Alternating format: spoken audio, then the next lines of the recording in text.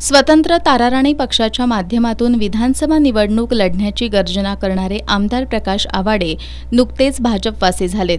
भाजपमध्ये गेल्यानंतर त्यांनी काँग्रेसवर टीका करायला सुरुवात केली आहे. त्यांच्या या टीकेला काँग्रेसचे प्रदेश सचिव शशांक बावचकर यांनी कडक शब्दांमध्ये उत्तर दिलंय.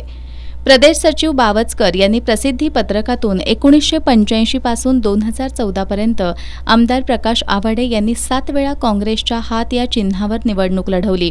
त्यावेळी त्यांना 370 कलम किंवा 35(1) का आठवलं नाही असा सवाल उपस्थित केलाय.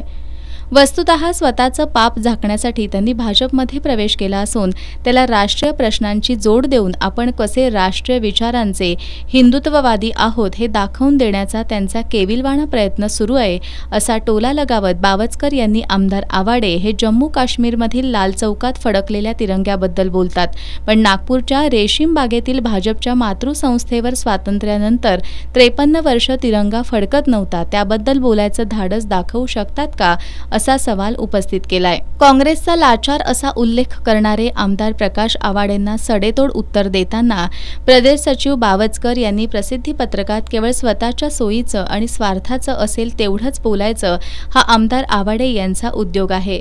गेल्या 5 वर्षात भाजपमध्ये प्रवेश मिळावा म्हणून भाजपच्या पुढाऱ्यांची दारं पुजून कुणी लाचारी केली हे सर्व जनतेला माहीत आहे. त्यामुळे काँग्रेसला लाचार म्हणणारे आमदार आवाडे यांना काँग्रेसवर आरोप करताना जनाची नाही तर मनाची लाज वाटायला हवी होती.